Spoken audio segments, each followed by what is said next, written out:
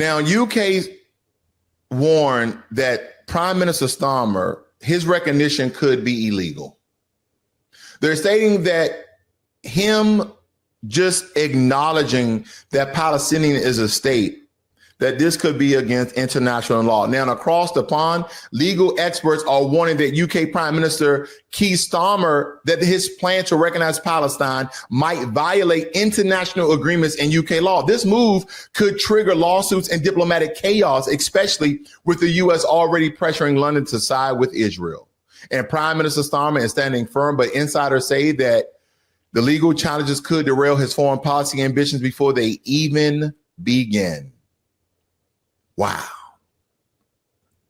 So as you see here on your screen, folks, it states that what does recognizing a Palestinian state mean? That Palestine is a state that does and does not exist. Look at the oxymoronic of this. It has a large degree of international recognition, diplomatic missions abroad in terms that compete in sporting competitions, including the Olympics. But due to the Palestinians' long-running dispute with Israel, it has no international agreed boundaries, no capital, and no army. Due to Israel's military occupation in the West Bank, the Palestinian Authority set up in the wake of peace agreements in the 1990s. It is not in full control of its land or people. Gaza, where Israel is also the occupying power, is the midst of a devastating war. It goes on to state that given its status as a kind of quasi-state recognition is inevitably somewhat symbolic. It will represent a strong moral and political statement, but change little on the ground.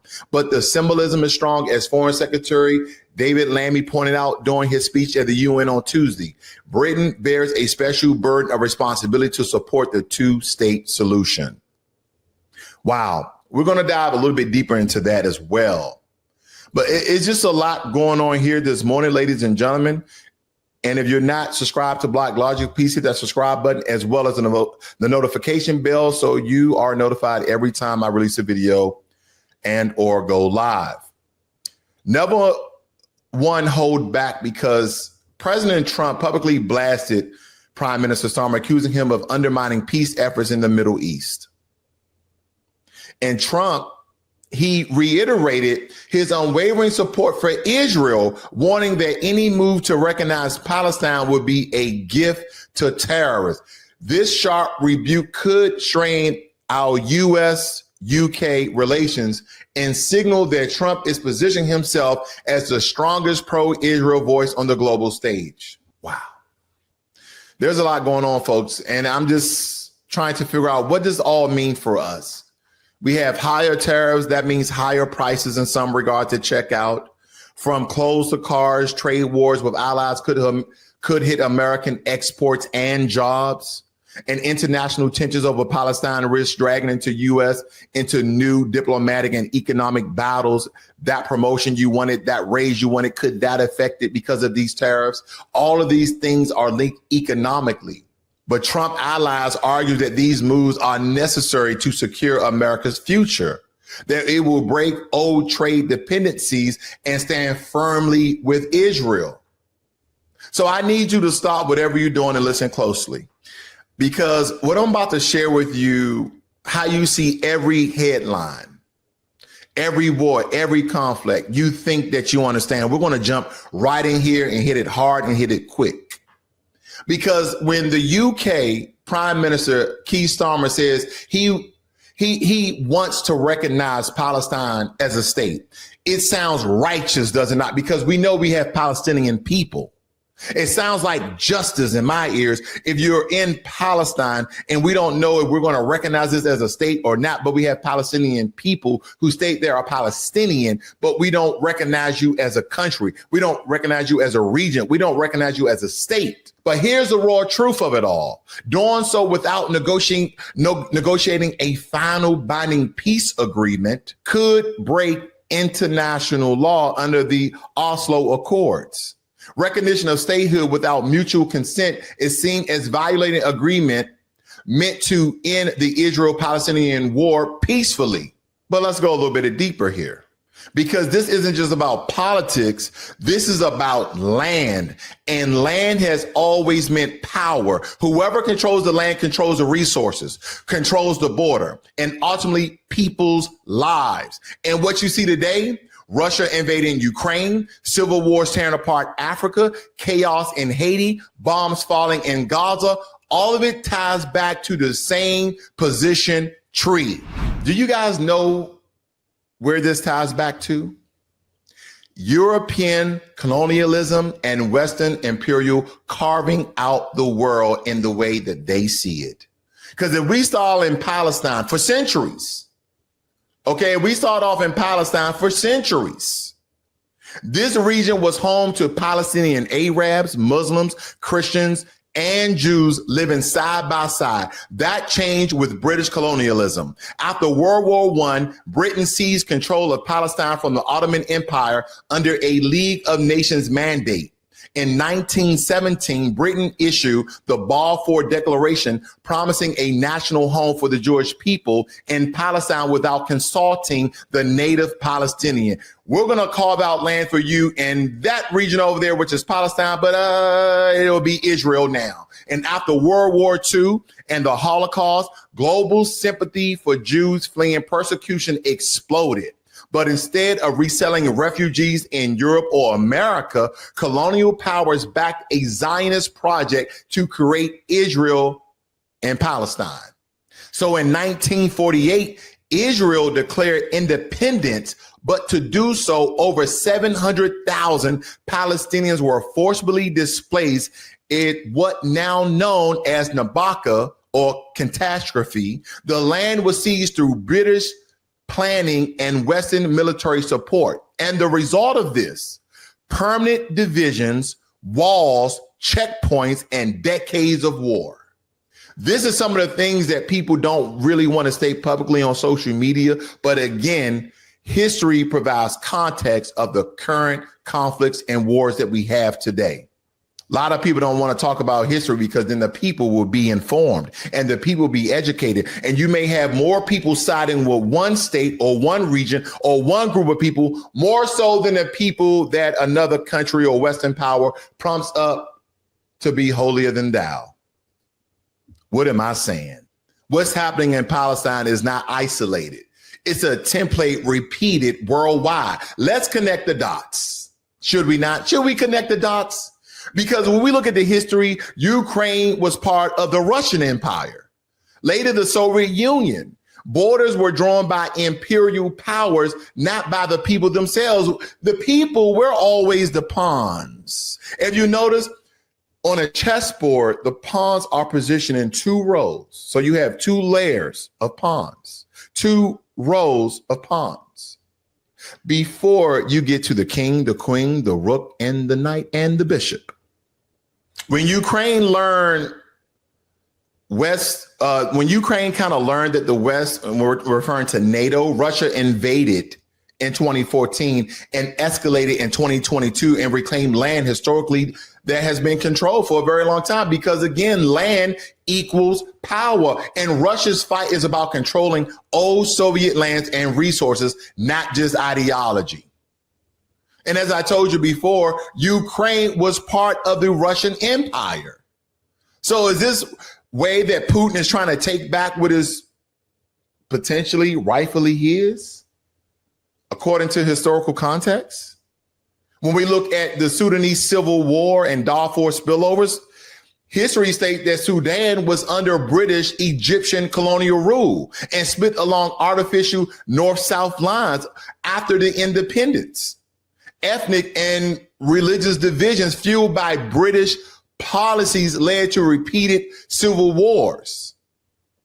We understand the colonial Western power lines, how they divided Africa. We know this because the latest war that started roughly in 2023 up until now pits rival generals for control of these areas and resource-rich Darfur. Because again, land equals power, and colonial borders force rival tribes and ethnic groups into one state, sparking endless wars for control of fertile and oil-rich lands.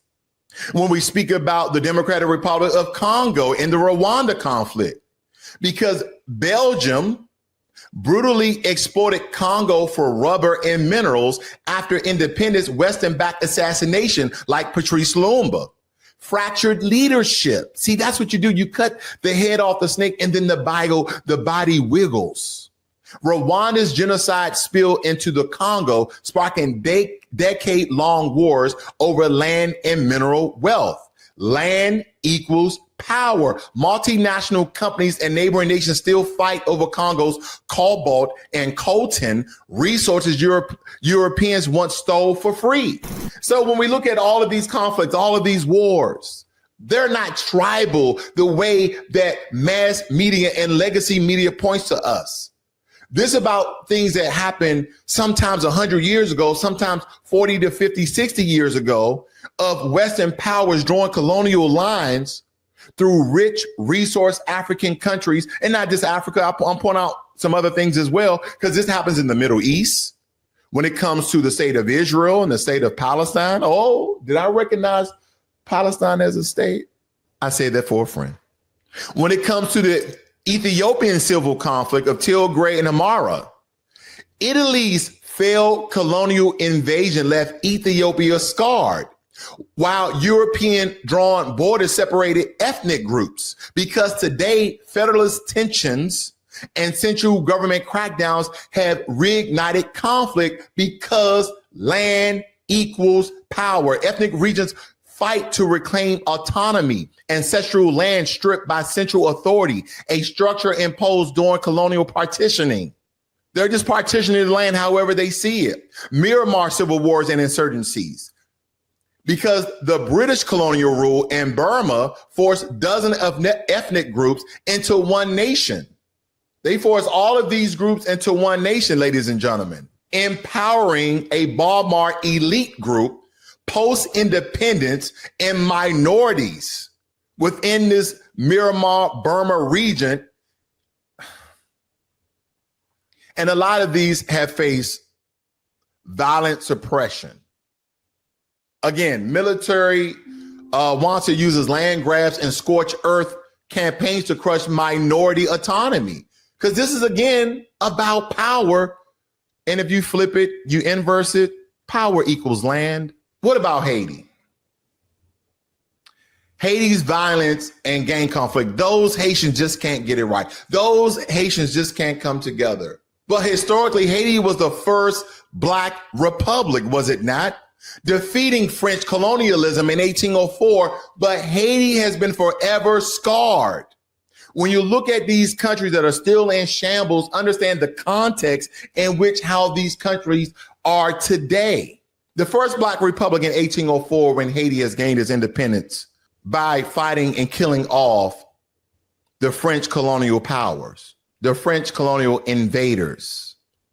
For that, France, the US, and other Western powers isolated and economically strangled Haiti, forcing it to pay reparations to former slave owners the same way that America did to the former slave owners here in America, but has not gave reparations to descendants of chattel slaves that are foundational Black Americans here, because a lot of people are against it, even though they knew the context of history that this country actually gave reparation to slave owners, even though those slaves were producing millions and billions of dollars and made America the most powerful country in America that we are today.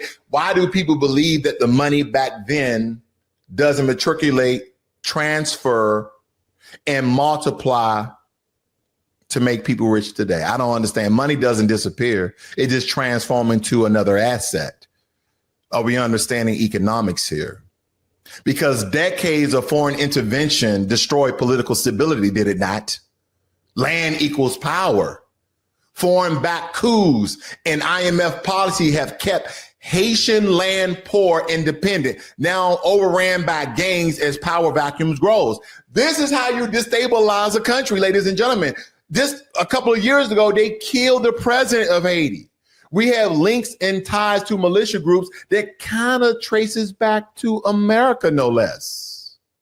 When we look at this, the division of the world, and how power is divided and how resources are divvied up, it seems as though that these European and Western powers have done a thing on the world. And we should pay attention to this because this is going to answer a lot of the questions that you have. When we look at, say, how in the coastal Western African crisis, France and Britain carved arbitrary border across West Africa, groups like the Tuaregs were split across nations because today jihadist insurgents, climate change, and French military interventions destabilized the region. Desertification and foreign mining contracts fuel wars for territory and survival. All of these countries, all of these, especially we're speaking in the West African, we're talking about Senegal, we're talking about Burkina Faso, that speak French. They were colonialized, okay, right there in their own country. They were colonialized. They was in a state of colonialism. They were controlled, and they had to fight, plead, and politicize to get France out of their country. Most of these African countries just gained independence in the 60s. That's not long ago. A lot of your parents, a lot of people watching right now were born during that time. These African countries just got their independence. So this is not ancient old history. This is today. When I look at regions, Iraq, Iran, and their aligned militias, and Israel, Iran tensions. When we look at all of these different countries, whether they be in Africa or the Middle East, again, Britain and France secretly divided the Middle East through the Sykes-Picot Agreement in 1916, ignoring ethnic realities. And the U.S. invasion of Iraq, which I was a part of, toppled Saddam, but left power vacuums exploiting by militias aligned with Iran. Now, don't tie the two of this history in the context of our retaliation in regards of 9/11. I'm not stating that. I'm talking about the power vacuums of us going over of our retaliation because of 9/11 and how this furthered the struggle within the Middle Eastern region. Land equals power. The struggle over oil fields and control of holy lands continue to this day, including Iran and Israel shadow wars. We should know we was a part of that because we bombed all of their nuclear alleged sites that they were trying to produce uranium on a nuclear scale. So I'm saying all of this because I want you guys to connect the dots.